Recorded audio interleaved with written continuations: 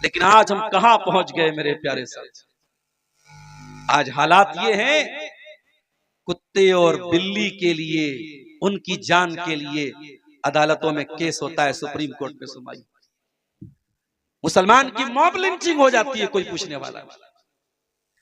Train पे कोई सिपाही गोली मार के मुसलमान को खत्म कर देता है और दुनिया ये कह के नजरअंदाज कर देती है वो मानसिक रूप से विक्षिप्त है, मानसिक रूप से सही। मैं ट्रेन में सफर करता हूं, मेरी आंखों के सामने इस्लाम को बुरा भला, कान बंद करके गूंगा, बहरा और अंधा बन करके आज वो दौर आ गया है मेरे प्यारे साथियों कि आपको नजरअंदाज करना पड़ता है। ये हालात क्यों आए मेरे साथियों, ये बहुत बड़ा सवाल है। और जब आप इस सवाल का जवाब ढूंढ लेंगे कि ये हालात क्यों आए, तो आपको हल भी मिल जाएगा। बीमारी का रीजन बता दूंगा तो सॉल्यूशन ऑटोमेटिक आप समझ जाएंगे। आइए पहले एक हदीस आपको सुना देता हूं।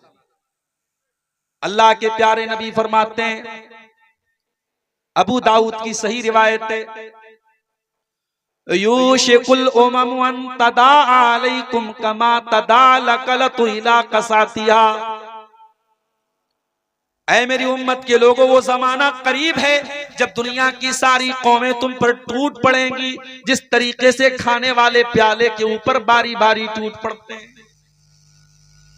सहाबा ने पूछा, मिन किल्लतिन नहनु यौमइज़िन या रसूल अल्लाह, ऐ अल्लाह के रसूल क्या हमारी तादाद कम होगी उस वक्त? आपने फरमाया नहीं, तुम्हारी तादाद बहुत ज्यादा होगी। वलाकिन्नकुम गुसाउन का गुसाइस सैल, क्वांटिटी तो होगी, क्वालिटी नहीं होगी।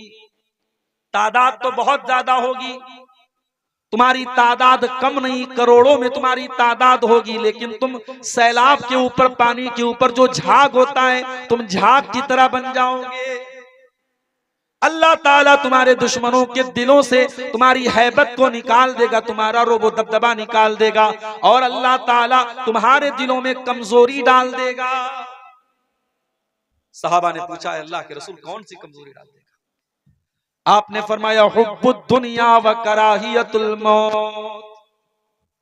तुम्हें दुनिया से बहुत ज्यादा लगाव और प्यार हो जाएगा, तुम दुनिया पर जान छिड़कने लगोगे, दुनिया से प्यार करने लगोगे। वह कराहियतुल मौत, और मौत से तुमको नफरत हो जाएगी, मौत तुम्हें नागवार लगेगी, मौत को तुम फेस करना नहीं चाहोगे, तुम लंबी उम्र, लंबी जिंदगी हासिल करना चाहोगे, तुम्हें मौत से डर लगने लगेगा।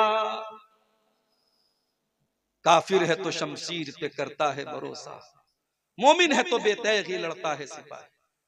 इकबाल ने कहा था, कौन सा मोमिन, आज के दौर का मोमिन जो किसी मामूली सी धमकी से डर जाए? मेरे प्यारे साथियों, अल्लाह के नबी फरमा रहे, हुब्बुद दुनिया व कराहियतुल मौत, तुम दुनिया की मोहब्बत में और मौत की नफरत में तुम पिस जाओगे, उसी रंग में तुम रंग जाओगे। एक और हदीस सुनिए, अल्लाह के प्यारे नबी फरमाते हैं, इज़ा तबायातुम बिल ईनती व अखज़तुम अज़नाबल बकरी व रदीतुम बिज़्ज़रई व तरकतुमुल जिहादा। चार चीजों का नाम अल्लाह के नबी ने लिया। इज़ा तबायातुम बिल ईनती, जब तुम कारोबार में चोरी करने लगोगे, फ्रॉड करने लगोगे, 420 करने लगोगे, 2 नंबर के काम करने लगोगे। आजकल हालात ये हैं, किसी मुसलमान से अकाउंट में पैसा लेना मुश्किल है। अकाउंट में पैसा आप ले रहे हैं, क्या पता कि वो कौन सा पैसा आ रहा है, अगर उसका पैसा गलत है आपका अकाउंट फ्रीज हो जाएगा, अकाउंट में पैसा, सारा पैसा जो आपका फंस जाएगा, ब्लॉक हो जाएगा। कई केस हो चुके हैं मेरी मालूमात। आज मुसलमान के ऊपर भरोसा करने को तैयार नहीं है। साइबर क्राइम में, एटीएम चोरी में मुसलमान का नाम भी आता है। सूदी कारोबार में न मुसलमान पीछे न गैर मुस्लिम पीछे। अपने भाई की जमीन और जायदाद हड़पने में मुसलमान किसी से पीछे नहीं है। इज़ा तबायातुम बिल ईनती, जब तुम कारोबार में फ्रॉड करने लगोगे, वह अखज़तुम अज़नाबल बकरी, और तुम गाय की दुम पकड़ करके बैठ जाओगे। क्या मतलब? यानी गाय बैल बकरी मवेशी दुनिया का माल, बस यही जमा करना तुम्हारा मकसद है।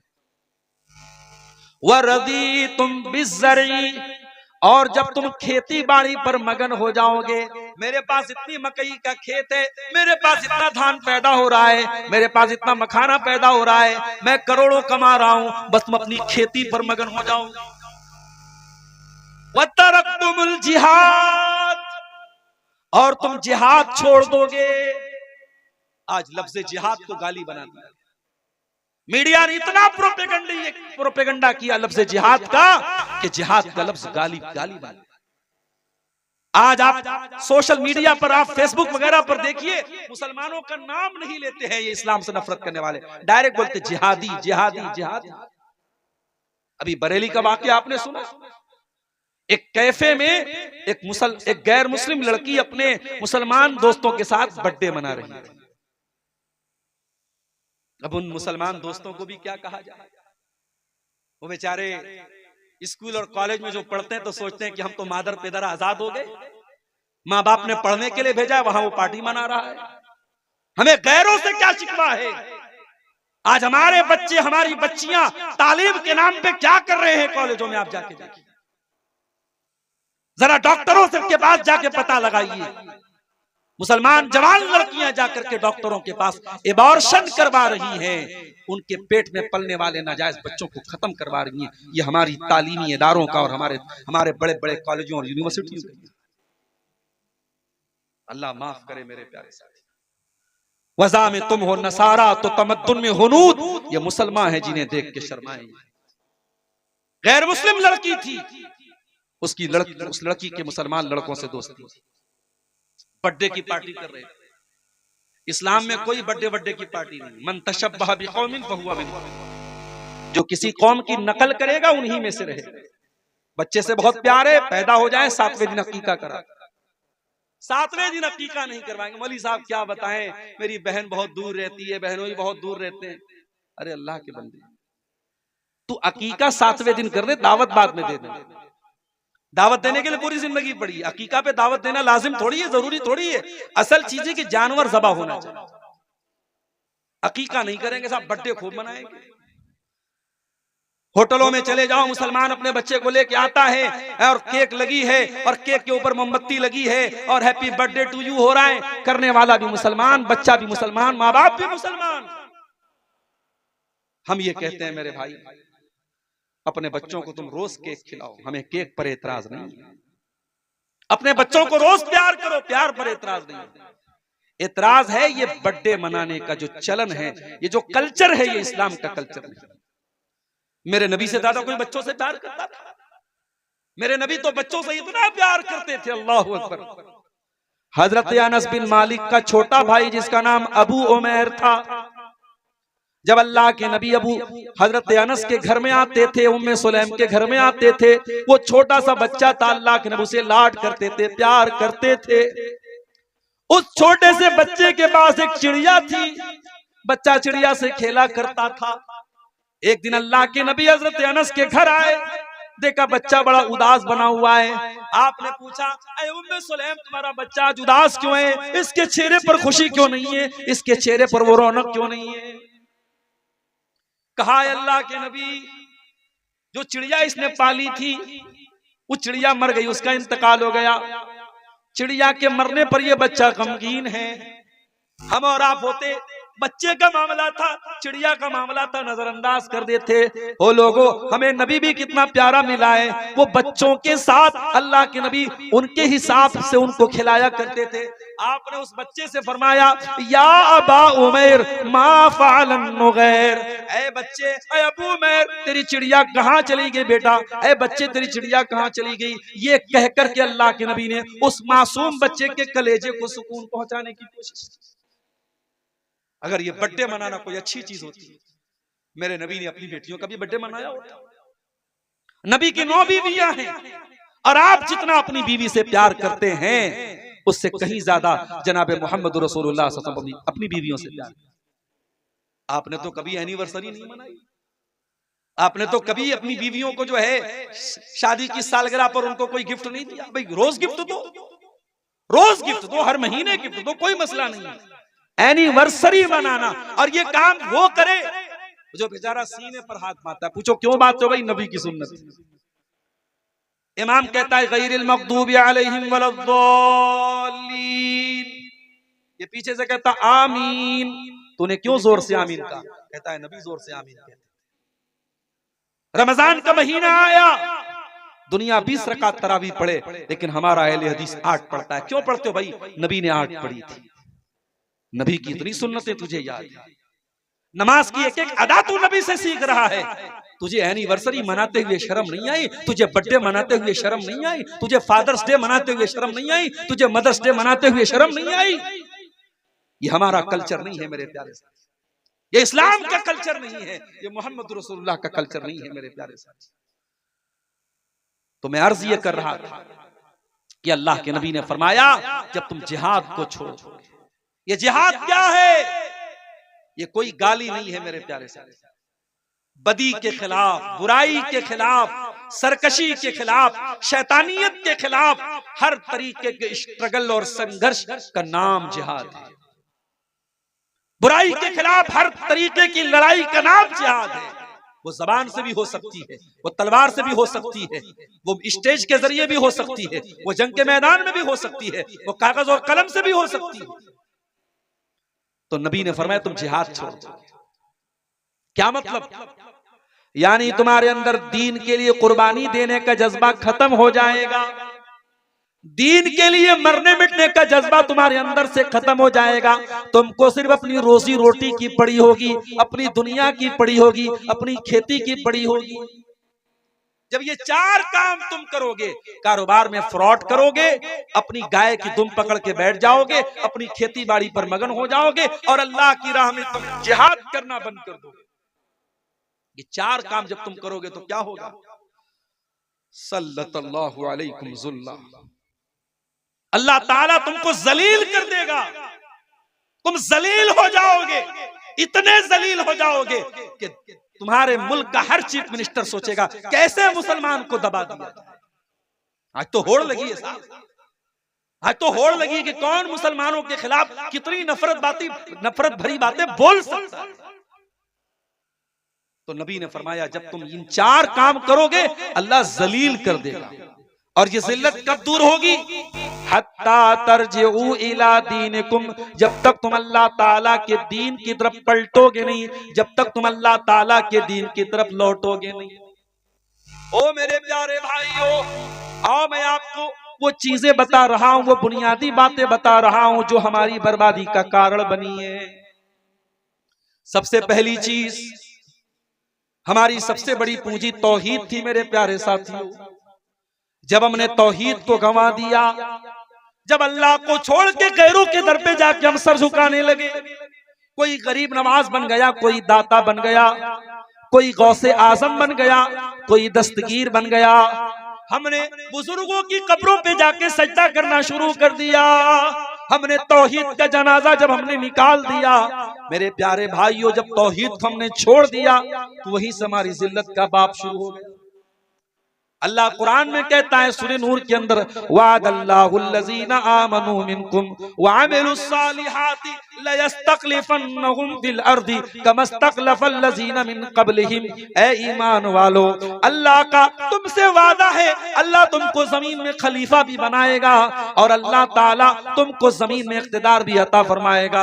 वला युमक्किनन्ना लहुम दीनुहुमुल्लज़ी इर्तज़ा लहुम, अल्लाह ताला तुम्हारे दीन को दुनिया में गालिब भी कर देगा।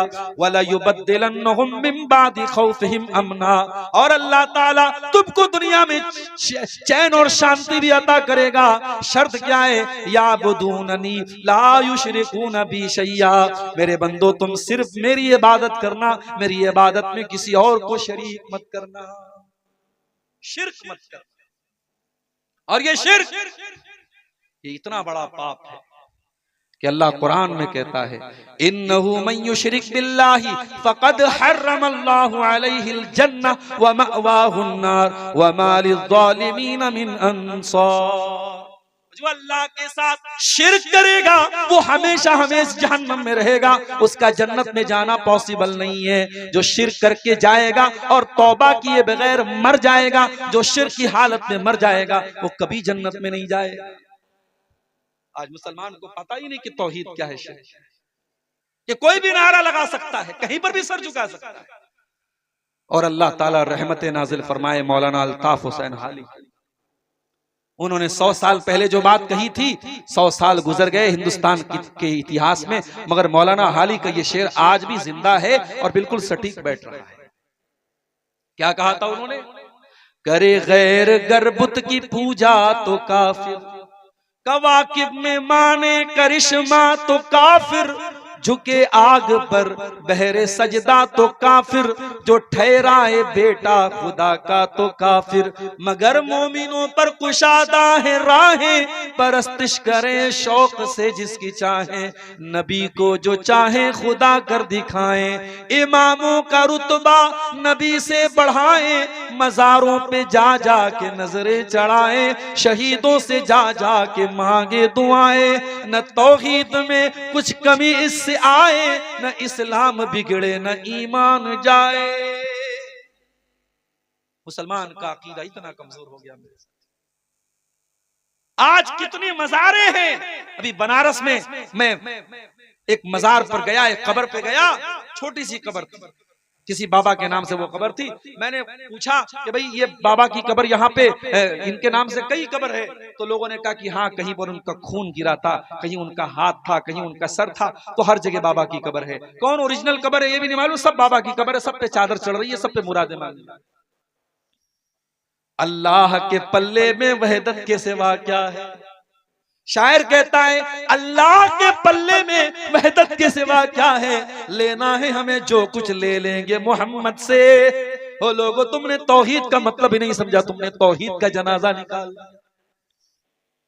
तौहीद तो ये है कि जल जाओ, मर जाओ, कट जाओ, मगर अल्लाह के सिवा किसी और के आगे सर न झुके। ये हाथ उठे तो अल्लाह के आगे। अरे तौहीद तो ये है। इस्लाम में माँ का बहुत बड़ा मकाम है, माँ से बढ़ के किसी का मकाम दुनिया में नहीं है मेरे प्यारे साथियों।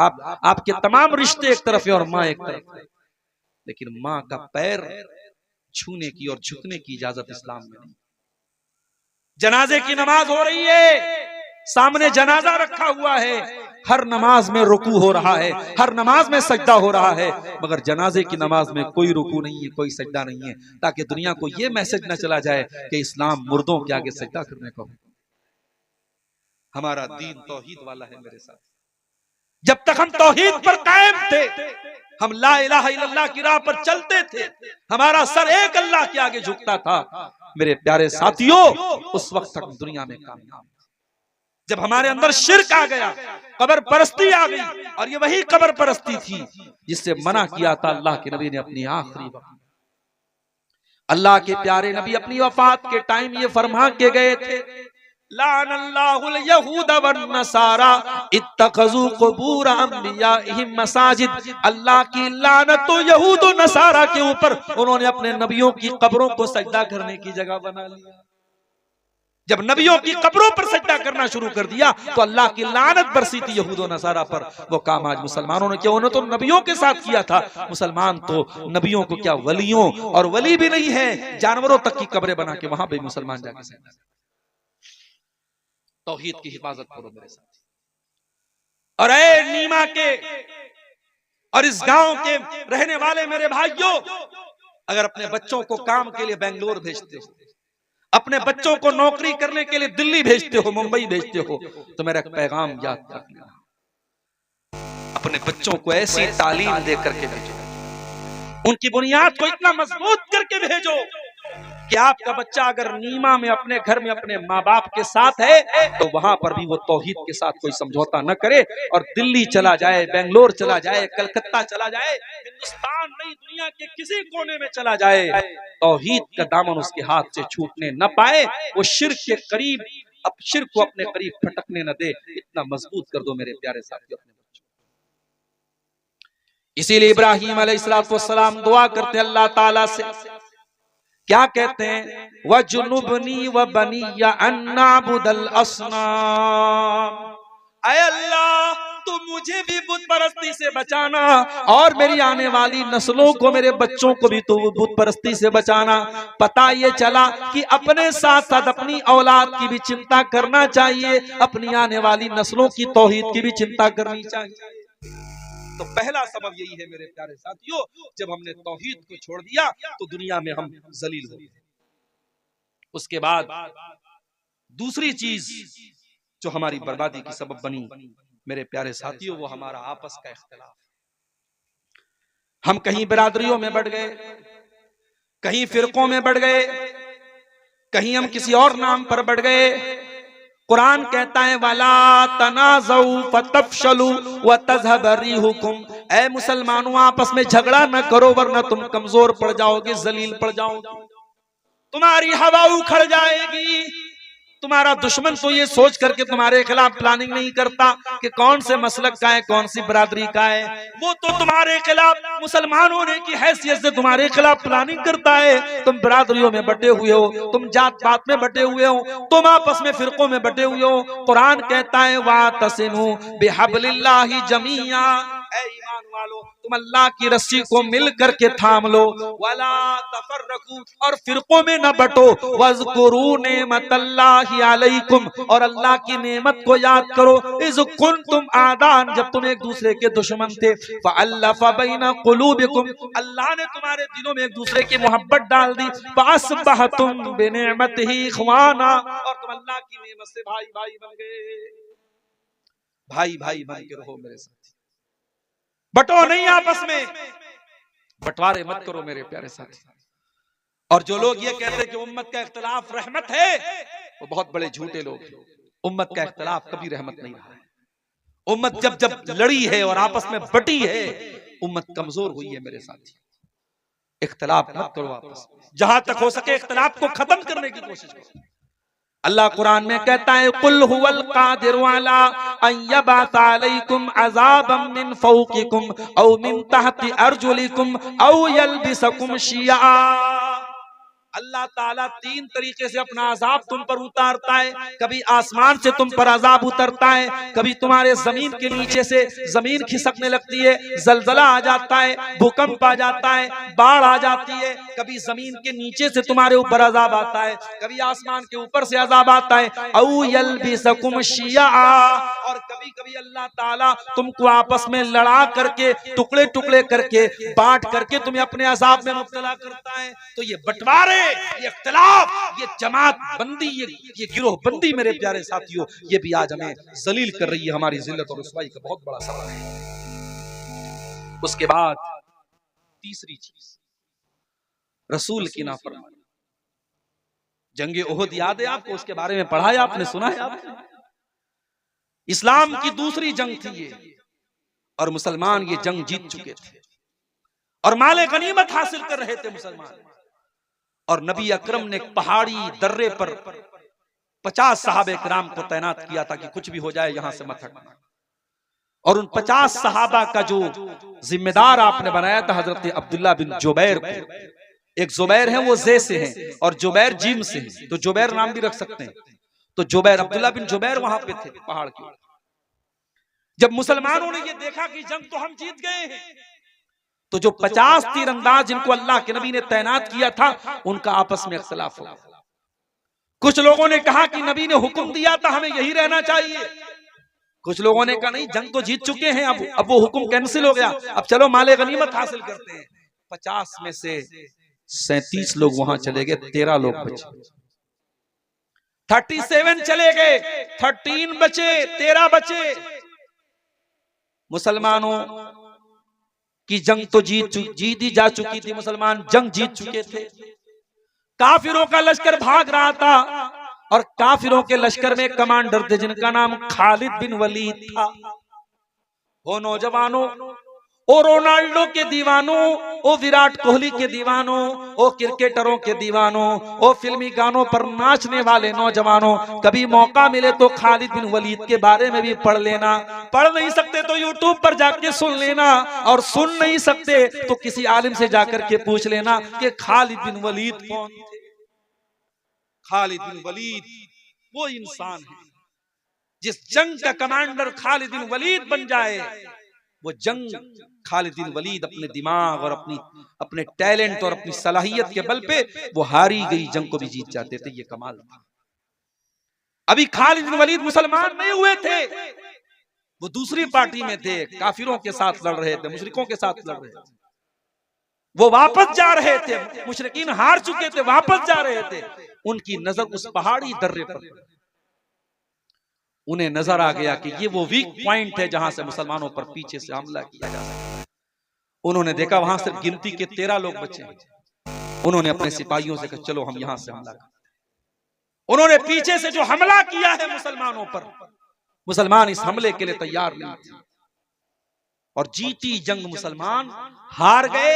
70 सहाबा शहीद हुए, अल्लाह के नबी जख्मी हुए, आपके दांत टूटे, आप जो लोहे की टोपी पहने हुए थे वो उसकी कड़ियां आपके गाल में धंस गई।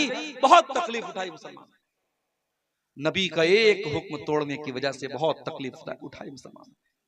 अल्लाह ने कुरान में जब इस वाक़े को बयान किया, अल्लाह ने फरमाया हत्ता इज़ा फशिलतुम व तनाज़अतुम फिल अम्री व असैतुम मिन बादि मा अराकुम मा तुहिब्बून। ऐ मुसलमानों, अल्लाह ताला तो जंगे ओहद में भी तुम्हारी मदद कर रहा था, तुम तो दुश्मनों का खात्मा कर रहे थे, तुम तो दुश्मनों पर कंट्रोल पा चुके थे, लेकिन जब तुम कमजोर पड़ गए, तुम आपस में इख्तिलाफ करने लगे और तुमने दुनिया का मालो दौलत देख करके अपने नबी की नाफरमानी कर दी। तो ऐ मुसलमानों, उसके बाद क्या हुआ? फरमाया मिनकुम मन युरीदुद दुनिया, तुम में से कुछ लोग दुनिया चाहते थे, व मिनकुम मन युरीदुल आखिरा, और कुछ लोग आखिरत चाहते थे। वलक सुम्मा सरफकुम अन्हुम लियब्तलियकुम, फिर अल्लाह ताला ने दुश्मनों को तुमसे फेर दिया, वरना दुश्मन चाहते तो तुमको जड़ से मिटा सकते थे, मगर अल्लाह ताला ने उनको फेर दिया। अल्लाह तुम्हारा इम्तिहान लेना चाहता था। वलकद अफा अन्कुम, और तुमसे जो कोताही हुई अल्लाह ने माफ कर दिया। नबी के सहाबा से जहां गलती हुई है, अल्लाह ताला ने गलती बयान करने के बाद कह दिया हमने माफ कर दिया। और जब अल्लाह ने माफ कर दिया तो किसी सहाबी पर किसी को कीचड़ उछालने की इजाजत नहीं है। मेरे प्यारे साथियों, अल्लाह ने सारे सहाबा को माफ कर दिया। बताना ये चाहता हूं, इस सहाबा के दौर में अगर एक नाफरमानी पर जीती हुई जंग हारी जा सकती है, तो आज मेरे प्यारे साथियों हम अपनी जिंदगियों में गौर करें, हम कितनी नबी की नाफरमानियां करें। आज मेरे पास सवाल आता है, मौली साहब सुन्नत अगर छूट जाए तो कोई हरज है क्या? अगर हम सिर्फ फर्ज नमाज पढ़ लें, सुन्नत ना पढ़े तो कोई हरज है क्या? ठीक है भाई, अगर कैलकुलेटर पे कैलकुलेट करोगे तो ठीक है। फजर में आप 2 रकात फर्ज पढ़ लो, और जोहर में 4 पढ़ लो, असर में 4 पढ़ लो, मगरिब में 3 पढ़ लो, इशा में 4 पढ़ लो, हो गई फर्ज अदा। मगर जो नबी अकरम सुन्नतें पढ़ते थे और पाबंदी से पढ़ते थे, तो कैसा नबी का चाहने वाला है, तो कैसा नबी से मोहब्बत करने वाला है कि तू नबी की सुन्नतों को छोड़ रहा है। मेरे प्यारे साथियों, यही हमारे ईमान की परीक्षा है, हमारे ईमान का इम्तिहान। मेरे नौजवानों, ये चेहरे पर जो दाढ़ी है, ये दाढ़ी तुम क्यों रख रहे हो? पहले क्लीन शेव करने वाले नौजवान ज्यादा थे, अब दाढ़ी वाले नौजवान ज्यादा है। क्यों है मुझे मालूम है, वजह क्या है। पहले दाढ़ी ना रखने का फैशन था, अब दाढ़ी रखने का फैशन। अब दाढ़ी रखने का फैशन आ गया। अब साहब फलां क्रिकेटर भी दाढ़ी रखे हुए, फलां फिल्मी हीरो भी दाढ़ी रखे हुए। इसका मतलब कि आपको नबी की सुन्नत से कोई लगाव नहीं, आप इसलिए दाढ़ी नहीं रखे कि नबी की सुन्नत है। आपने दाढ़ी अगर रखी भी है तो इसलिए रखी है कि ये स्मार्टनेस की निशानी है, ये फैशन की निशानी है। आप फैशन की तकलीद कर रहे हैं, फैशन के पीछे आप पड़े, आपको नबी की सुन्नत से कोई प्यार नहीं। नबी के दौर में एक सहाबी थे, उनके बाल थोड़े लंबे थे और कपड़ा उनका टखने के नीचे रहता था। नबी अकरम के सामने लोगों ने जिक्र किया कि अल्लाह के नबी आपके फला सहाबी है, नौजवान है, उनका बाल थोड़ा बड़ा बड़ा है और कपड़े टखने के नीचे रहते हैं।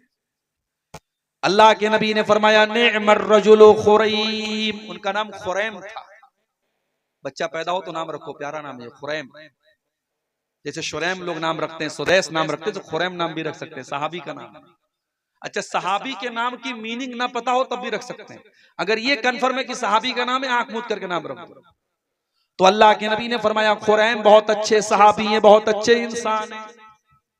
लौला तूलो जिम्मतिही व इसबालो इजारिही, बस दो बातों की कमी है, बाल थोड़े लंबे हैं और कपड़ा टखने के नीचे रहता है। हजरत खुरैम रज़ी अल्लाह ताला अन्हु को किसी ने बताया, ऐ खुरैम आज नबी के सामने तेरा नाम लिया गया और नबी ने तेरी तारीफ की, तेरी प्रशंसा की, तेरी शान में नबी ने अच्छी बातें कही, मगर नबी ने कहा खुरैम बहुत अच्छा इंसान है, बस दो चीजों की कमी है, खुरैम के बाल बड़े लंबे लंबे और खुरैम का कपड़ा टखने के नीचे रहता है, ये दो कमी है, पूरी कर ले तो खुरैम बहुत अच्छा इंसान है। खुरैम अपनी बीवी से पूछने नहीं गए कि मैं लंबे बाल में अच्छा लगता हूं कि छोटे बाल में। खुरैम अपनी बीवी के पास जाके नहीं बोले कि मेरा कपड़ा टखने के नीचे रहता, तुझे अच्छा लगता है कि नहीं लगता है। अगर नबी को अच्छा नहीं लगता है, बात खत्म। खुरैम ने कैंची उठाई, बाल छोटा किया और कपड़ा टखने के ऊपर करके उतना कपड़ा काट दिया। मेरे प्यारे साथियों, ये नबी के सहाबा। आज हम जो जलील और खार हैं वो इसीलिए खार हैं क्योंकि हम नबी की सुन्नतों से पीछे हैं, हम नबी की नाफरमानी कर रहे हैं। और कान खोल करके सुन लो, जब जिंदगी में नबी की नाफरमानी आएगी तो रोना पड़ेगा। नबी के सहाबा ने हजरत उस्मान गनी के दौर में जब उन्होंने जजीरे कब्रस पर हमला किया और उसको फतह किया तो मुसलमानों में खुशी की लहर उठी, मुसलमानों ने नारे तकबीर लगाया, सारे लोग तो खुशी के मारे खुश थे। एक आदमी रो रहा था, ये रोने वाला कौन था? ये हजरत अबू दरदा थे। अबू दरदा अंसारी थे, ये नबी के बुजुर्ग सहाबी थे, इनकी आंखों में आंसू बह रहे थे। लोगों ने कहा अबू दरदा ये तो खुशी का मौका है, ये तो नारे लगाने का मौका है, ये तो खुशियां मनाने का मौका है। अरे अबू दरदा आप क्यों रो रहे हैं, क्या बात है? ये तो खुश होने का मौका है, आपकी आंखों में आंसू क्यों हैं?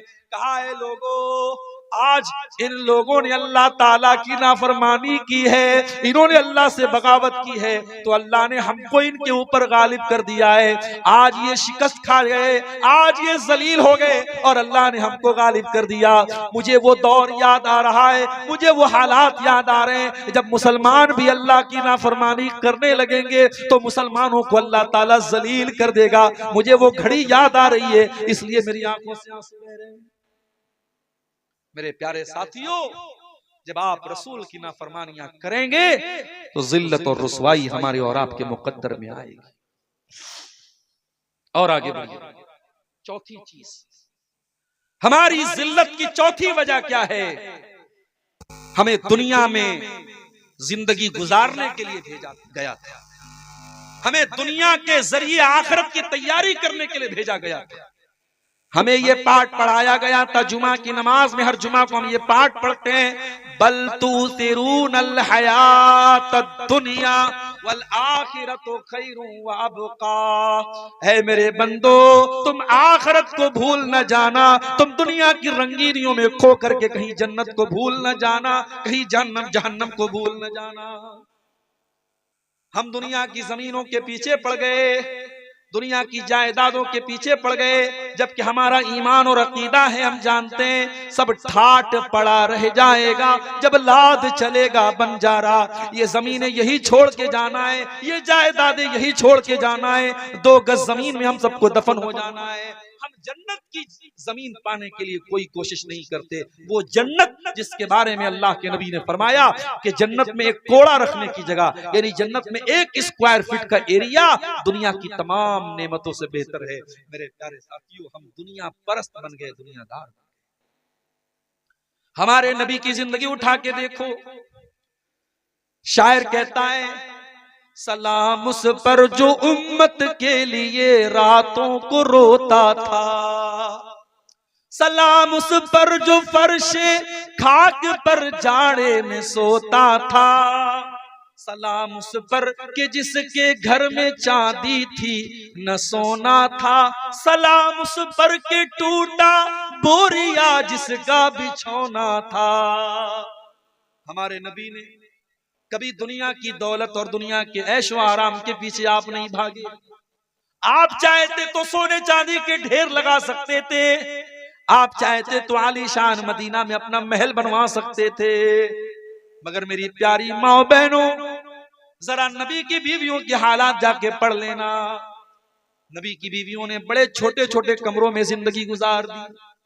आज तुम्हारे घर में वॉशिंग मशीन भी आ गया, तुम्हारे घर में गैस का चूल्हा भी आ गया, सर्दी के मौसम में हीटर भी आ गया, चाय बनाने के लिए इलेक्ट्रिक केतली भी आ गई, आयरन करने के लिए इलेक्ट्रिक आयरन भी आ गया। दुनिया की सारी नेमतें तुमको मिल चुकी हैं, लेकिन फिर भी मेरी प्यारी बहनों, आज भी तुम्हारी जबान पर अल्लाह का शुक्र नहीं है। आज भी तुमसे पूछा जाए तो कुछ ना कुछ तुम कमी निकाल दोगी। कभी गौर करो कि नबी की बीवियों ने कैसी जिंदगी गुजारी। हजरत आयशा से पूछा गया, ऐ आयशा, ऐ नबी की बीवी, अल्लाह के रसूल की जिंदगी कैसी गुजरा करती थी? फरमाया, ऐ मेरे भांजे उर्वा, अल्लाह के नबी की जिंदगी ऐसी गुजरा करती थी कि 2-2 महीने गुजर जाया करते थे। वमा यूक़दु फी अबियाति रसूलिल्लाहि सल्लल्लाहु अलैहि वसल्लम अन्नार, और अल्लाह के रसूल के किसी घर में चूल्हा नहीं जलता था। अल्लाह के नबी के घर वाले खजूर खा करके और पानी पी करके गुजारा कर लिया करते। वो आरामदेह गद्दों पे सोने वालों, ओ सर्दियों में बड़े मोटे मोटे कंबल और रजाइयों में लपेट करके सोने वालों, तुम्हारे नबी को कभी गद्दा नसीब न हुआ। तुम्हारे नबी तो टूटी चटाई पे लेटा करते थे, और जब गद्दा ऑफर किया गया, जब आपके नबी को आरामदेह गद्दा ऑफर किया गया, आपके नबी ने क्या जवाब दिया? फरमाया, माली वली दुनिया, ओ लोगों, मेरा दुनिया से क्या लेना देना है? मा अना इल्ला कराकिबिन, मैं तो दुनिया में एक मुसाफिर की तरह हूँ, मैं तो दुनिया में एक मुसाफिर की तरह आया हूँ। इस्तज़ल्ला ताहता शजरतिन, जो किसी पेड़ के नीचे आराम करने के लिए आता है, थोड़ी देर आराम करता है, सुम्मा राह फतरकहा, और फिर अपनी मंजिल की तरफ चला जाता है। मैं दुनिया में परमानेंट नहीं आया हूं। ये पैगाम आपके नबी ने आपको दिया है मेरे प्यारे साथी, ये पैगाम हमने भुला दिया, ये मैसेज हमने भुला दिया। दुनिया हाय दुनिया, हाय दुनिया, हमारी जिंदगी दुनिया की, सुबह से लेके शाम तक दुनिया के लिए जीते और मरते, जबकि ये दुनिया अल्लाह के नबी की नजर में कैसी थी और अल्लाह की नजर में कैसी थी मेरे साथी। नबी अकरम सहाबा के साथ जा रहे थे, रास्ते में एक बकरी का बच्चा मरा हुआ पड़ा था, छोटे छोटे कान वाला। आपने उस मरे हुए बकरी के बच्चे के कान को पकड़ा। सही मुस्लिम की रिवायत है, आपने पूछा क्या है मेरे सहाबा, इस मरे हुए बकरी के बच्चे को कौन 1 दिरहम में खरीदेगा? सहाबा ने कहा, अल्लाह के नबी, 1 दिरहम की बात आप क्या करते हैं, इसको फ्री में भी हम लेने को तैयार नहीं होंगे, मरा हुआ है, बेकार है। आपने फरमाया, ऐ मेरे सहाबा, ये मरा हुआ बकरी का बच्चा जो तुम फ्री में भी लेना नहीं चाहते हो, कान खोल करके सुन लो, लद्दुनिया अहवनु अलल्लाहि मिन ज़ालिक, अल्लाह की नजर में दुनिया इस मरे हुए बकरी के बच्चे से ज्यादा हकीर है। अल्लाह की नजर में दुनिया की कोई वैल्यू नहीं है। मैं आपको दुनिया छोड़ने की बात नहीं कर रहा हूं, दुनिया कमाइए, बहुत खूब पैसा कमाइए, इस्लाम में मना नहीं है। पैसा नहीं कमाएंगे तो मदरसे कैसे चलेंगे, मस्जिदें कैसे चलेंगे? दुनिया कमाओ मेरे प्यारे साथी, मगर दुनिया को प्राइमरी मत समझो, दुनिया को सेकेंडरी समझो, दुनिया को दूसरे नंबर पे रखो, पहले नंबर पे आखिरत करो। कारून का नाम सुना है? बहुत पैसे वाला था कारून, इतनी दौलत थी कारून के पास कि उसकी दौलत के जो खजाने की जो चाबियां थी बड़े बड़े पहलवान उठाते थे। जब कारून को अल्लाह ताला ने नसीहत की तो कारून से क्या कहा? अल्लाह ने ये नहीं कहा, ऐ कारून तेरे पास इतनी दौलत है, मदरसे में दान दिया कर, मस्जिद में दान दिया कर। अल्लाह ने क्या कहा? फरमाया, वब्तगी फीमा आताकल्लाहु दारल आखिरा, ऐ कारून, तुझको अल्लाह ने दौलत से नवाजा है, अपनी दौलत के जरिए तू आखिरत की तैयारी कर। वला तंस नसीबक मिनद दुनिया, और ए कारून, दुनिया में जो तेरा हिस्सा है अपनी दुनिया के हिस्से को भी तू मत भूल, दुनिया का भी हक अदा कर, लेकिन असल मकसद तू आखिरत को बना ले। तेरी जिंदगी का प्राइमरी मकसद आखिरत होना चाहिए। मेरे प्यारे साथियों, जब हम दुनिया परस्त बन गए तो हम वहीं से हमारी उल्टी गिनती शुरू हो गई और हम जलील हो गए। और ये खतरा था अल्लाह के रसूल, ये खतरा था अल्लाह के नबी को कि मेरी उम्मत दुनिया परस्त हो जाए। आपने एक मर्तबा सहाबा के सामने फरमाया, मल फकरा अख्शा अलैकुम, ऐ मेरे सहाबा, मुझे इस बात का डर नहीं है कि तुम गरीब हो जाओगे, मुझे तुम्हारी गरीबी का डर नहीं है। वलाकिन अख्शा अलैकुम अन तुबसत अलैकुम दुनिया, मुझे डर इस बात का है कहीं दुनिया तुम पर कुशादा न कर दी जाए, कहीं दुनिया तुम पर फैला न दी जाए जैसे तुमसे पहले के लोगों पर फैला दी गई। फतनाफसूहा कमा तनाफसूहा, और जैसे पहले के लोग दुनिया हासिल करने के लिए लड़ा करते थे तुम भी लड़ने लगो। फतुहलिकुम कमा अहलकतहुम, और दुनिया तुमको हलाक कर दे जैसे उनको हलाक किया था। तो ये चौथी चीज है मेरे प्यारे साथियों, हमारी दुनिया परस्ती भी हमारी जिल्लत और रुसवाई का एक बहुत बड़ा। और पांचवी चीज हमारी इल्म दीन से दूरी। हमारे पास दीन की नॉलेज नहीं। कितने लोग हैं उनको नमाज का तरीका नहीं आता, वजू का तरीका नहीं, तयम्मुम का तरीका नहीं, जनाजे की नमाज का तरीका नहीं, नमाज की दुआएं याद नहीं, कुरान नहीं पढ़ा उन्होंने। इल्म दीन से हम बहुत दूर हैं मेरे साथ। और सीमांचल में मैं बार बार हर जलसे में एक बात कह रहा हूं और बड़ी जिम्मेदारी के साथ ये बात कह रहा हूं। और चूंकि यहां अंसारी बिरादरी के लोग बैठे हैं, आपसे भी कह रहा हूं, मैं उधर पाकुड़ और साहिबगंज में भी कह चुका हूं आपकी बिरादरी के लोगों से कि आपको अगर अपने समाज को जागरूक बनाना है तो जुमा का निजाम और मजबूत बनाइए। अपनी मस्जिदों में अच्छी तनख्वाह पर अच्छा इमाम रखिए जो तैयारी के साथ जुमा का खुतबा दे। और अगर 12 बजे जुमा का खुतबा शुरू होता है तो कोशिश कीजिए 11:30 बजे, 11:15 बजे मस्जिद में पहुंच जाए। और अच्छे मौजुआत पर तकरीरें हो जुमा के खुतबे में, और उसके बाद आप बच्चों को भी लेके पहुंचिए और अपनी माओ बहनों को भी आप मस्जिद में उनका भी इंतजाम कराइए। आज अफसोस के साथ हमें कहना पड़ता है कि आज सीमांचल की 99% मस्जिदों में औरतों के लिए इंतजाम नहीं है, जो बहुत बड़ी कमी है आपके इलाके। आप जलसों में औरतों का अरेंजमेंट करते हैं, बगैर औरतों के जलसा नहीं होता है, लेकिन आपकी मस्जिदों में हाँ उनका मुकम्मल पर्दे का इंतजाम कीजिए। जो औरत आए मुकम्मल पर्दे में आए, उनका दरवाजा अलग रखिए, एंट्री अलग रखिए, मगर रखिए आप। और आप यकीन कीजिए मेरे प्यारे साथियों, 1 साल तक अगर पाबंदी से अगर आपके घर की औरतें, हमारे घर की औरतें अगर जुमा में जाना शुरू कर दें तो बहुत दीन की मालूमात उनको हो जाएगी, बहुत सारी बुराइयों से वो ऑटोमेटिक बच जाएंगी। आज समाज की आधी बुराइयां औरतों की अज्ञानता और उनकी जहालत। अल्लाह के प्यारे नबी फरमाते हैं, तलबुल इल्म फरीज़तुन अला कुल्लि मुस्लिम, इल्म हासिल करना हर मुसलमान मर्दो औरत पर फर्ज है। कौन सा इल्म? मेडिकल का नहीं। हमारी कौम के लोग डॉक्टर बने, अच्छी बात है, मगर ये कंपलसरी नहीं। हमारी कौम के लोग इंजीनियर बने, अच्छी बात। और आज अफसोस के साथ कहना पड़ता है कि आपकी अंसारी बिरादरी आज तालीम के मैदान में बहुत पीछे है। आप किसी सीमांचल में रहते हैं, शेरशाबादी भाइयों ने तो अपने आप को डेवलप किया है। आज कटिहार में किसी ने मुझे बताया कि 100 डॉक्टर अगर आपको मिलेंगे मुसलमान तो 80 आपको शेरशाबादी मिलेंगे, मगर आपकी अंसारी बिरादरी आज इस मामले में भी दुनिया की तालीम में भी पीछे है। हम मजदूर है तो हम चाहते हैं हमारा बच्चा भी मजदूर हो जाए। इसके 4-5 बेटे हैं, वो कहता है बस 10 साल की परेशानी, उसके बाद तो मेरे बेटे कमाने लगेंगे।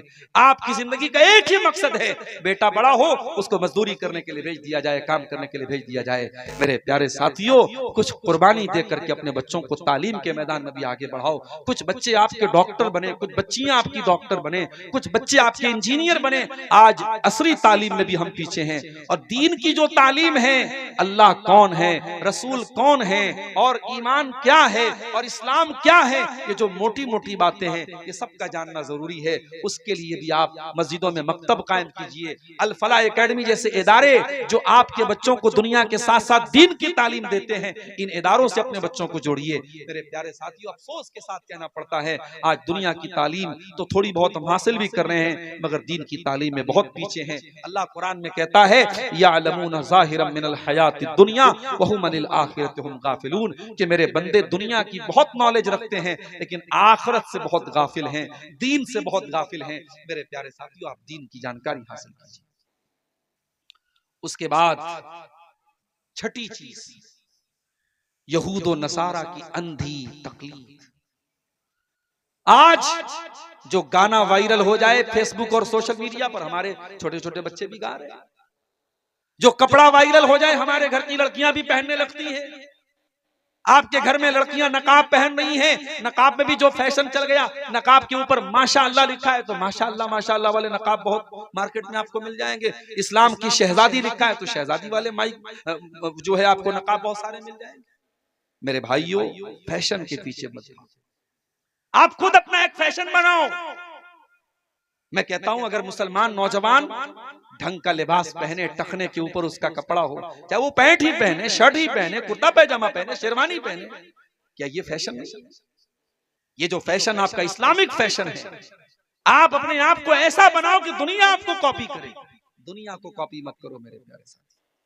अल्लाह के प्यारे नबी फरमाते हैं, लतत्तबिउन्ना सुनन मन कान क़ब्लकुम शिब्रम बिशिब्रिन व ज़िराअम बिज़िराइन, तुम अपने से पहले के लोगों के तरीके पर चलोगे। अगर वो एक बित्ता चलेंगे तो तुम एक बित्ता चलोगे। बित्ता बूझ रहे हैं ना, समझ रहे हैं ना? एक बित्ता चलेंगे तो तुम भी एक बित्ता चलोगे, एक हाथ चलेंगे तो तुम भी एक हाथ चलोगे। हत्ता लौ सलकू जोरा ज़ब्बिन, और अगर वो किसी जानवर के बिल में चले जाएंगे तो तुम भी बिल में चले जाओगे। Happy new year. मेरे फेसबुक पर भी 2-4 लोग मुसलमान जुड़े हैं, किशनगंज के और कहां के, देखा साहब वो हैप्पी न्यू ईयर मना रहे हैं। हैप्पी न्यू ईयर मना रहे हैं। हैप्पी न्यू ईयर क्यों मना रहे हो भाई? बेगाने की शादी में अब्दुल्ला क्यों दीवाना हो रहा है? ना आपका कैलेंडर है ना आपका। अब चलो ठीक है, आपके मुल्क में यही कैलेंडर चल रहा है, आप तारीख उसी में लिख रहे हो, नोट करो, कोई बात नहीं, लेकिन आप नया साल मना रहे हो। इस्लाम में कोई नया साल मनाने का कॉन्सेप्ट नहीं। इस्लाम तो हमें ये तालीम देता है कि हर गुजरते हुए साल के साथ हम अपने आप को इवेलुएट करें, अपने आप को एनालाइज करें, अपना तज्जिया करें, अपने आप को जांचें, परखें कि हमारे अंदर क्या कमी है, क्या कोताही है, हमारी नेकियों में इजाफा हुआ कि नहीं हुआ, हमारी कमियों में दूरी हुई कि नहीं हुई। हम तो साहब नया साल मना रहे हैं, तो हम दूसरों की नकल न करें मेरे प्यारे साथियों। और उसके बाद 2 चीजें और बयान करके बात खत्म कर रहा हूं। औरतों का बिगाड़ भी एक बहुत बड़ी वजह है हमारी कौम की तबाही और बर्बादी के पीछे। आज हमारी औरतें, माफ कीजिएगा, मैं तो जिम्मेदार मर्दों को ही मानता हूं। अगर हमारी कौम की बेटियां आज बेहया हुई हैं तो ऐसा नहीं है कि मर्द हजरात वो दूध के धुले। अगर लड़की बेपर्दा घूम रही है तो उस बेपर्दा लड़की को घूरने वाले और देखने वाले मर्द हजरात ही हैं। अगर लड़की किसी के साथ भागी है तो जिसके साथ भागी है वो कोई लड़का ही है। ताली एक हाथ से नहीं बजती है मेरे प्यारे साथी। समाज अगर दूषित हुआ है, समाज अगर खराब हुआ है, हम सिर्फ औरतों को भी जिम्मेदार करार नहीं दे सकते, हम सिर्फ मर्दों को भी जिम्मेदार करार नहीं दे सकते। आज हमारी घर की औरतें जो बेपर्दगी हमारे यहाँ आई है, जो महरम गैर महरम का फर्क हमारे यहाँ मिटा है, जो देवर भाभी के बीच में जो सीमाएं होनी चाहिए वो सीमाएं क्यों नहीं है, जो जीजा साली के बीच में जो हदें होनी चाहिए वो हदें क्यों नहीं है, हमारे घर में पर्दे का माहौल क्यों नहीं है। हमारी जवान होने वाली बेटी जब घर से निकलती है तो बेपर्दा क्यों निकलती है, उसको टाइट किस्म के कपड़े कौन ला के दे रहा है, उसे बाइक पर घुमाने बेपर्दा कौन जा रहा है। अकबर इलाहाबादी ने बिल्कुल सही कहा, बेपर्दा नजर आई कल जो चंद बीबियां, अकबर जमी में गैरत कौमी से गड़ गया, पूछा जो उनसे आपका पर्दा वो क्या हुआ, कहने लगी कि अक्ल पे मर्दों। मेरी प्यारी माओ बहनों, मैं आपको भी यही संदेश देना चाहता हूं, आप अगर नकाब में निकलती हैं, पर्दे में निकलती हैं तो अपने पर्दे की लाज रखना। दुनिया आपके पर्दे को जब देखती है तो दुनिया आपके पर्दे को इस्लाम से जोड़ती है, और जब आप नकाब पहन करके कोई गलत काम करेंगी तो दुनिया ये नहीं कहेगी कि लड़की ने किया, दुनिया कहेगी इस्लाम की मानने वाली लड़की ने किया। ओ मेरी प्यारी माँ बहनों, अपने नकाब की लाज रखना, अपने पर्दे की लाज रखना, अपने हिजाब की लाज रखना, अपने हिजाब की इज्जत का ख्याल रखना। अपने घर से जब भी निकलना तो नकाब और पर्दे में निकलना, और जब तक ये पर्दा है तुम्हारे अंदर तो सिर्फ एक ड्रेस इसको मत समझना। ये पर्दा एक कल्चर बताता है जो इस्लाम का कल्चर है। ये पर्दा दुनिया को ये मैसेज देता है कि आप इज्जतदार घर से आपका ताल्लुक है। और नौजवान लड़कों से कहना चाहूंगा कि अपनी निगाहों को नीची करके चलो। जमाना बहुत खराब है, बहुत बेहयाई फैल गई है, मगर अल्लाह ताला के आपको हिसाब देना पड़ेगा कि तुमने अपनी निगाहों को बेबाक कर दिया। क्यों तुमने अपनी निगाहों को आवारा छोड़ दिया? इन आंखों से गलत चीजों को अगर देखते हो तो ये आंखों का जिना है। अपनी आंखों को जिना से बचा लेना। इंस्टाग्राम और स्नैपचैट पर बेहुदा वीडियोस देखने वाले नौजवानों, अपनी आंखों के साथ साथ अपने शरीर को और अपनी जवानी को बर्बाद मत करो। कहीं ऐसा न हो कि ये गंदी चीजें देखते देखते तुम इस कदर कमजोर हो जाओ कि एक वो दिन आए कि जब तुम शादी के काबिल भी न बचो, तुम बीवी बच्चों के काबिल भी न बचो, तुम्हारी जिंदगी से रौनकें खत्म हो जाएं, तुम्हारी जिंदगी से खुशियां। और आखिरी बात बयान करके मेरे प्यारे साथियों मैं आपसे इजाजत लूंगा, वक्त काफी ज्यादा हो गया, सर्दी का मौसम है, मैं तबीयत की नासाजी के बावजूद काफी देर से आपके सामने खिताब कर रहा हूं। एक आखिरी पॉइंट पर बात खत्म करता हूं। आज हमारी जो जिल्लत और रुसवाई है मेरे प्यारे साथियों, उसमें बहुत बड़ी वजह तवक्कुल की कमी है। हमें अल्लाह की मदद पर यकीन नहीं है, हमें अल्लाह की तकदीर पर यकीन। याद रखो, हम मुसलमान हैं और मुसलमान जिन चीजों पर ईमान रखता है उसमें से एक अल्लाह की तकदीर है। हमें अल्लाह की तकदीर पर भी हमारा ईमान है, हमारा ये अकीदा है, कुल लन युसीबना इल्ला मा कतबल्लाहु लना। हमें नहीं पहुंच सकती कोई मुसीबत जब तक अल्लाह हमारे मुकद्दर में न लिख दे। अगर अल्लाह ने कोई मुसीबत हमारे मुकद्दर में लिख दी तो दुनिया की कोई ताकत हमें बचा नहीं सकती, और अल्लाह ने अगर बचाना लिखा है तो दुनिया की कोई ताकत हमें वो मुसीबत दे नहीं सकती। तवक्कुल करो, अल्लाह की जात पर यकीन करो, पक्के ईमान वाले बनो। अगर तुम्हारा ईमान पक्का होगा अल्लाह तुम्हें रुसवा नहीं करेगा। मेरे प्यारे साथियों, मैंने खुतबा मसनूना के बाद जो आयत पढ़ी थी उस आयत में यही पैगाम आपको दिया गया है, या अय्युहल्लज़ीना आमनू इन तंसुरुल्लाह यंसुरकुम व युसब्बित अक़दामकुम। ऐ ईमान वालो, जब तुम अल्लाह के दीन की मदद करोगे तो अल्लाह तुम्हारी मदद करेगा और अल्लाह तुम्हें साबित कदम रखेगा, अल्लाह तुम्हारे कदम को मजबूत रखेगा, अल्लाह तुम्हें टूटने नहीं देगा, बिखरने नहीं देगा। याद करो अपने नबी के दौर के हालात।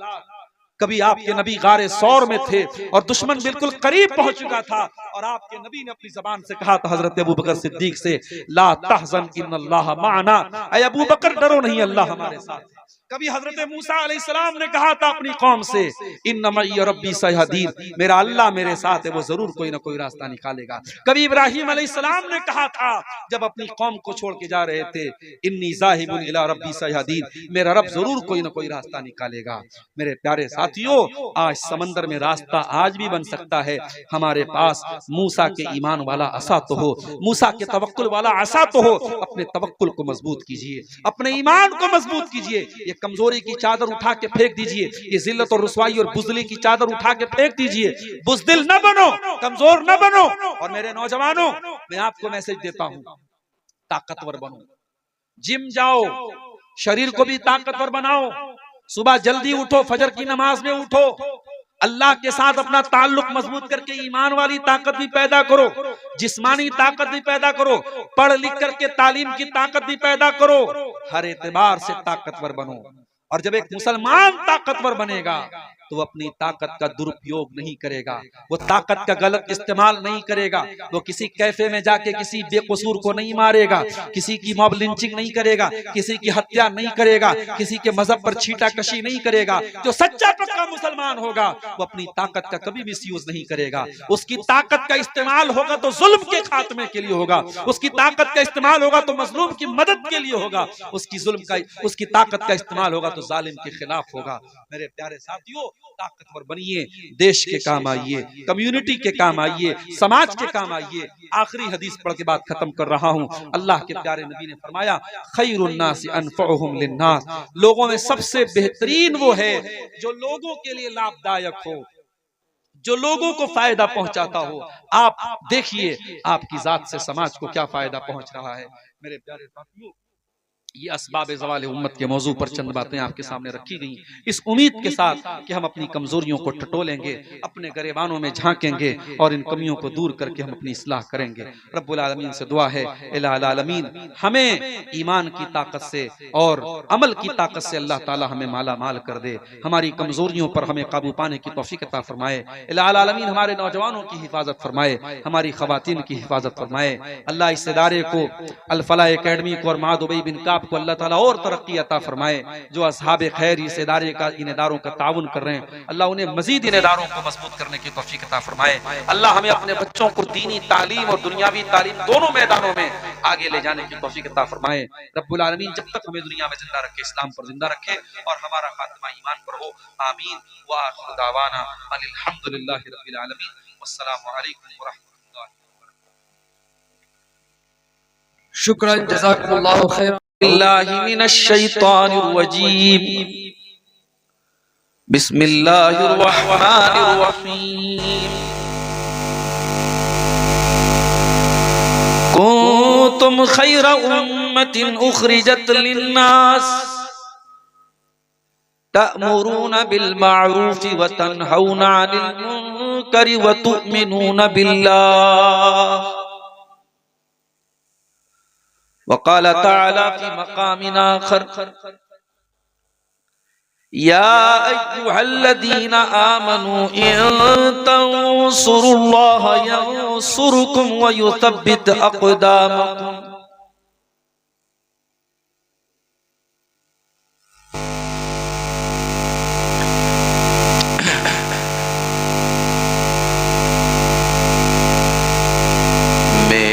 रब तू मुझको कमाल दे,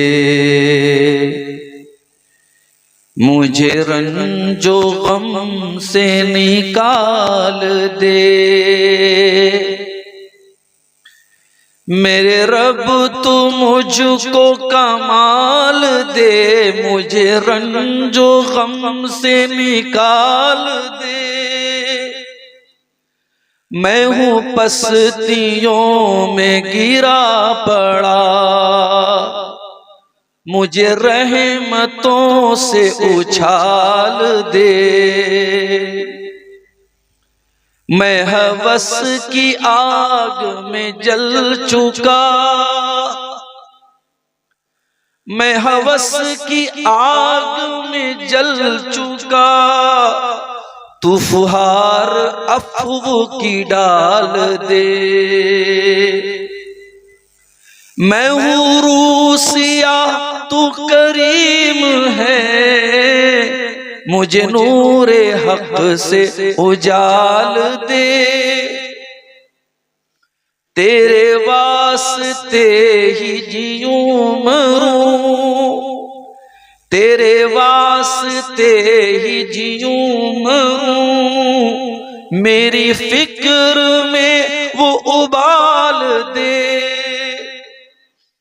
कोई शर न मुझको पहुंच सके, कोई शर न मुझको पहुंच सके।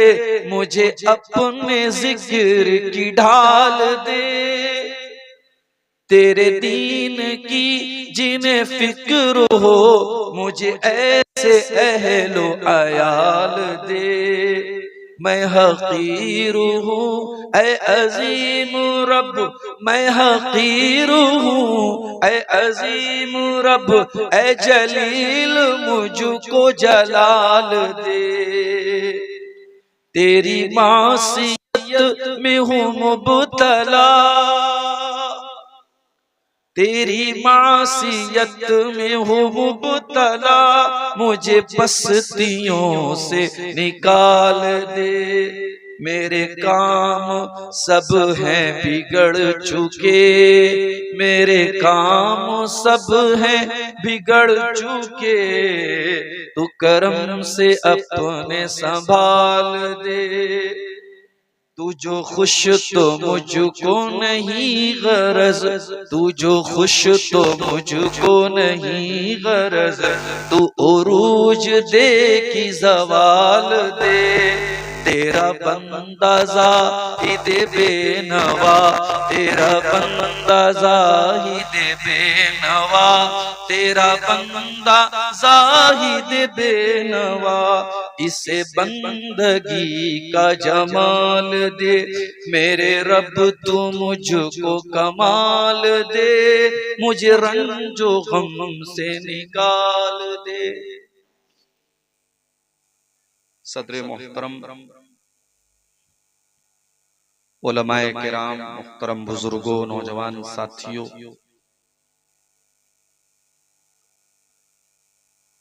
नीमा मनिहारी कटिहार के इस इलाके में मैं काफी अरसे से आ रहा हूं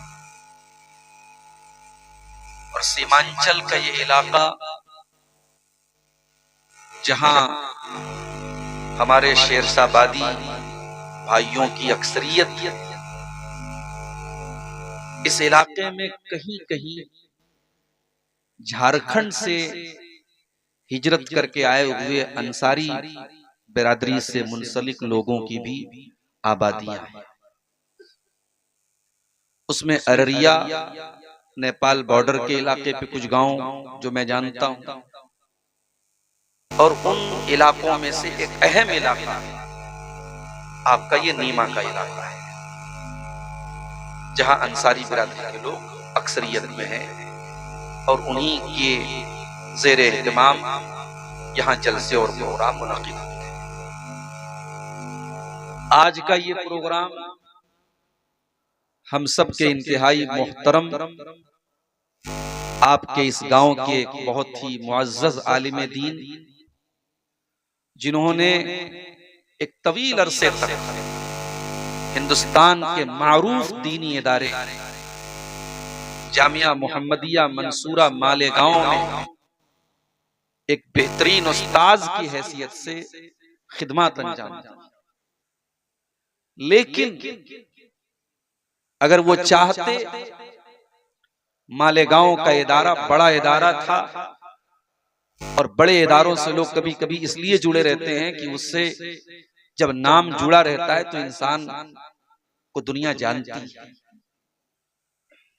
लेकिन शेख ने अपने गांव में, अपनी अंसारी बिरादरी के बीच में ये जरूरत महसूस करते हुए कि आज के इस दौर में जब तालीम के बगैर कौमें अपाहिज हो जाती हैं, और जिस कौम के पास तालीम न हो, जिस कौम के बच्चे पढ़े लिखे न हो, वहां बच्चे नहीं लेबर पैदा होते। बाप भी लेबर, बेटा भी लेबर, और फिर बेटे का बेटा भी लेबर, नस्ल दर नस्ल वहां लेबर और मजदूर पैदा होते हैं जहां तालीम न हो, जहां पढ़ाई लिखाई।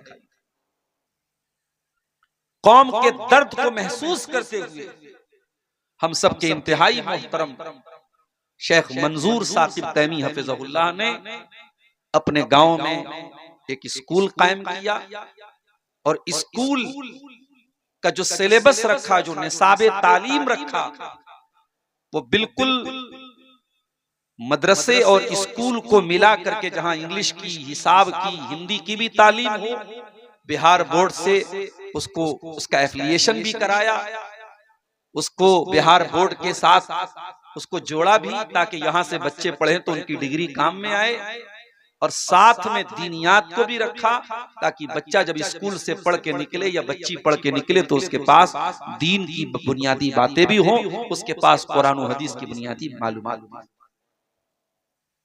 और साथ में हमारे शेख ने हिफ्ज़े कुरान के लिए, तहफ़ीज़े कुरान के लिए एक इदारा साथ ही में चलाया, कायम किया, जिसका नाम महद उबई बिन काब रखा गया। अल्लाह के रसूल के सहाबा में उबई बिन काब रजी अल्लाह तआला अन्हु का बहुत ऊंचा मकाम है। कभी मौका मिला तो उनकी सीरत पर हम बात करेंगे। उनके नाम से मंसूब करके तहफीजुल कुरान का भी इदारा कायम किया, और आज आपने देखा कि इस इदारे से इस साल एक बच्चे ने हिफ्ज़ कुरान मुकम्मल किया और इदारे की तरफ से उस बच्चे के सर पे दस्तार रखी गई, उसे इनाम से नवाजा गया, उसकी इज्जत अफजाई की। मेरे प्यारे साथियों,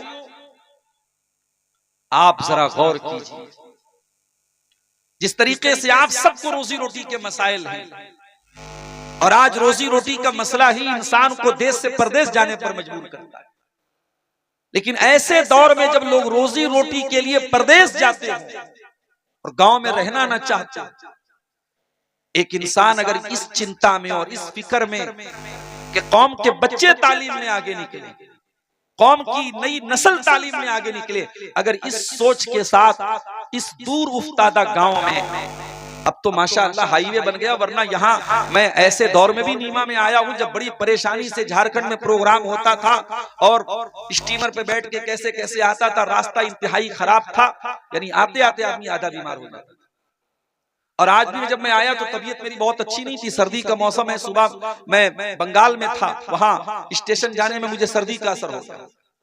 शेख ने हुक्म दिया कि यहाँ बच्चे के सर पे दस्तार रखी जाएगी। मैं यहाँ आकर के 1 घंटा बैठ गया स्टेज पर। तबीयत के लिहाज से देखा जाए तो मुनासिब नहीं था, लेकिन चूंकि जलसे के भी कुछ तकाजे होते हैं और पब्लिक में कहीं ये तासुर न चला जाए कि पता नहीं शेख कब आएंगे, मैं आकर के आपके सामने बैठ गया। लेकिन मेरे प्यारे साथियों, अगर आपके इलाके के एक इंतहाई मुअज़्ज़ज़ आलिम दीन ने आपके बच्चों को पढ़ाने के लिए और तालीम के हथियार से उनको लैस करने के लिए और जमाने में तरक्की दिलाने के लिए अगर अल फलाह एकेडमी कायम की है, अगर महद उबई बिन काब कायम किया है, तो मैं समझता हूं अगर आपके अंदर जरा सा भी सेंस है, जरा सा भी शऊर है, तो हमें माइक लगा करके आपको चंदे की अपील करने की जरूरत नहीं है। आप खुद आए और शेख का ऐसा ताउन करें कि शेख इदारे को और तरक्की दें। बिल्डिंग की अगर कमी है, अभी मुझे बताया लोगों कि इसको और आगे बढ़ाने का प्लान है, ताकि कम से कम 12th तक ये इदारा बिहार बोर्ड से अटैच हो जाए, बच्चे यहाँ से इंटर तक पढ़ें और उसके बाद आगे की तालीम हासिल करें। जाहिर है उसके लिए बिल्डिंग चाहिए, उसके लिए सरमाया चाहिए। मेरे प्यारे साथियों, मैं बड़े दर्द के साथ आपसे अपील करता हूँ, शेख मोहतरम के इस प्लान को आप कामयाब कर सकते हैं। अल्लाह ताला ने आपको वो ऐसी सलाहियत दी है, अल्लाह ने आपको मालो दौलत से नवाजा है, अल्लाह ने आपको खैर बरकत से नवाजा है। आप आगे बढ़ करके इस इदारे का ताउन करें। अल्लाह ताला आप सबको इसकी तौफीक अता फरमाए।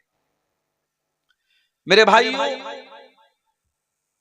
मौजू क्या रखा जाए आपके सामने? शेख अब्दुल्ला अल काफी अल मदनी हफिज़हुल्लाह तालीम की अहमियत पर बोल चुके हैं। मुझसे पहले शीश मोहम्मद खातिर साहब थोड़ी बहुत बातें उन्होंने इंफाक फी सबीलिल्लाह के ताल्लुक से आपके सामने रखी, मगर मैं जिस मौजू पर कुछ बातें रखना चाहता हूं वो अल्लामा इकबाल के एक शेर की शक्ल में मैं आपके सामने पेश कर देता हूं कि वो जमाने में मुअज़्ज़ज़ थे मुसलमान होकर और हम खार हुए तारीक़े कुरान।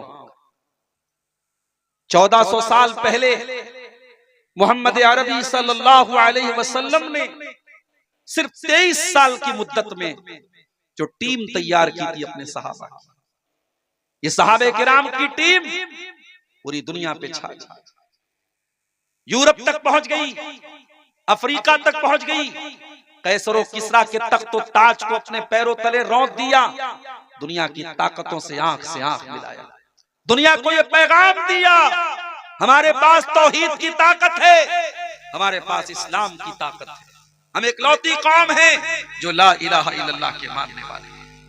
और उन्हीं के बारे में अल्लामा इकबाल ने कहा था, टल न सकते थे अगर जंग में अड़ जाते थे, पांव शेरों के भी मैदान से उखड़ जाते थे। वो अल्लाह के शेर थे, वो नबी के सिपाही थे, वो असहाबे रसूल थे। उनके बीच में और हमारे बीच में इतना अंतर क्यों है मेरे प्यारे, इतना डिफरेंस क्यों है? वो आसमान की बुलंदी पर थे और हम जमीन की बस्तियों में क्यों पहुंच गए? उनकी इज्जत का कोई इंतहा नहीं और हमारी जिल्लत की कोई इंतहा नहीं। क्यों? ये इज्जत से हम जिल्लत में क्यों तब्दील हुए? ये बुलंदी से पस्ती में हम क्यों आए, ये उरूज से ज़वाल में हम क्यों आए, क्या वजह पड़ी, कहां कमी थी, कहां पानी मर रहा था, कहां हमसे कोताही हुई, कहां हमसे कमी हुई। आज की तकरीर का टॉपिक यही है, असबाबे ज़वाले उम्मत। ये उम्मत क्यों ज़वाल की तरफ क्यों आमादा हुई, ये उम्मत क्यों डाउन हो गई, ये उम्मत क्यों गिर गई, ये उम्मत क्यों पस्त हो गई। मेरे प्यारे साथियों, जब तक इंसान को किसी चीज की वैल्यू ना मालूम, इंसान उसकी कदर नहीं करता।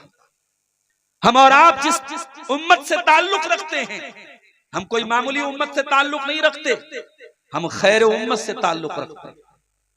कुंतुम खैरा उम्मतिन उखरिजत लिन्नास तामुरूना बिल मारूफ व तनहौना अनिल मुनकरी व तुमिनूना बिल्लाह। ऐ मुसलमानों, तुम दुनिया की सबसे बेहतरीन उम्मत हो, तुम्हें इंसानियत के लिए, मानवता के लिए निकाला गया है। तुम नेकियों का हुक्म देते हो, तुम बुराइयों से रोकते हो, और तुम अल्लाह ताला के ऊपर ईमान रखते हो। You are the best community of the world, you are the best community in the humanity. तुम दुनिया की सबसे बेहतरीन कम्युनिटी हो, सबसे बेहतरीन समाज हो, तुम्हें इंसानियत को कुछ देने के लिए बनाया गया है। मेरे प्यारे साथियों, आज हमें हुकूमतों से भीख मांगनी पड़ रही है। आज हम हुकूमतों के सामने जाकर के जलील हो रहे हैं कि साहब हमें ये दे दीजिए, वो दे दीजिए। वजह क्या है? अरे अपने आप को रिक्वायरमेंट बनाओ, रिक्वायर्ड मत बनाओ। अपने आप को ऐसा बनाओ कि दुनिया आकर के तुमसे पूछे कि भाई आप हमारे लिए बहुत कीमती हैं, आप हमारे लिए बहुत कीमती हैं, आप हमारी जरूरत थे। अगर दुनिया की जरूरत नहीं बनोगे तो दुनिया के जरूरतमंद बन जाओगे। आप उम्मत मुस्लिमा से आपका ताल्लुक है, जिसके बारे में कुरान कह रहा है कि ये उम्मत इंसानियत को, मानवता को कुछ देने के लिए आई है।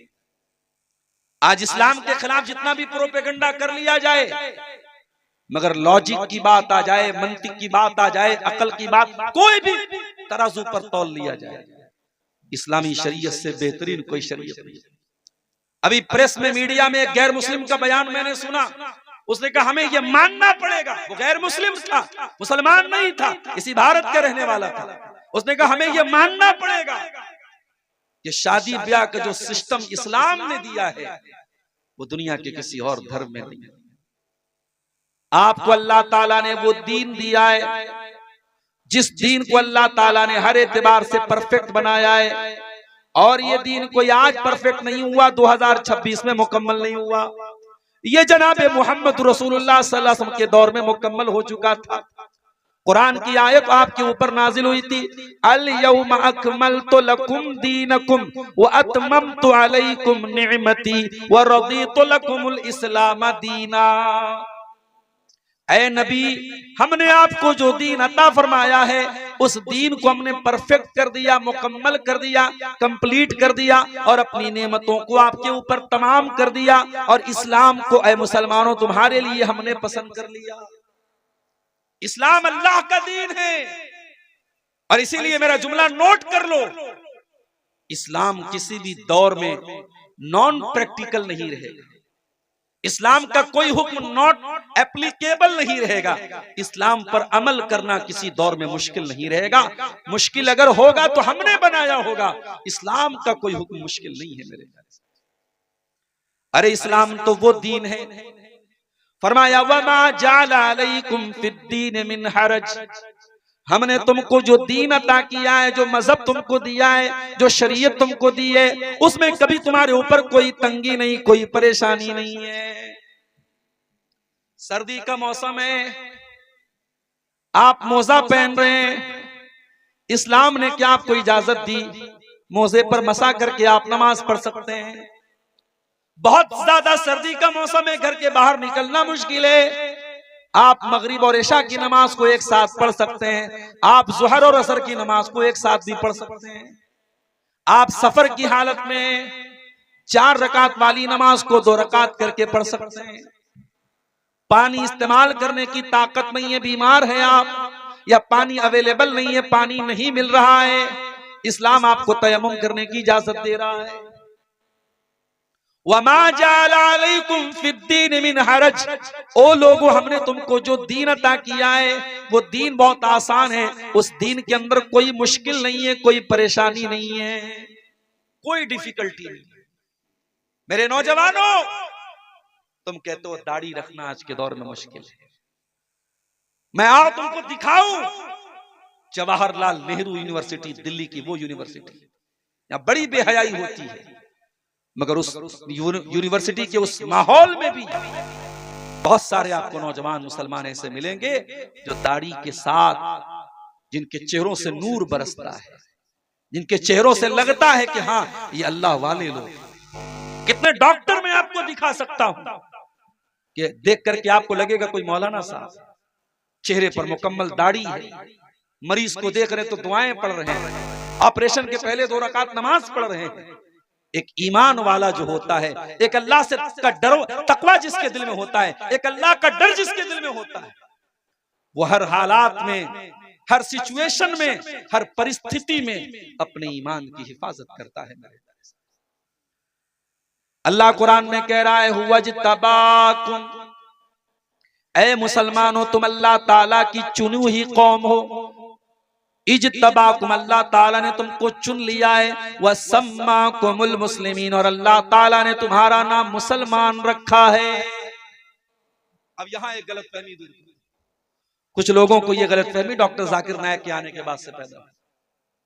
मौलाना साहब हमारा नाम मुसलमान है तो हम अपने आप को अहले हदीस क्यों कहें? ठीक है भाई, कोई आपसे आपका रिलीजियन पूछे तो आप यही बताओ कि हम मुसलमान हैं।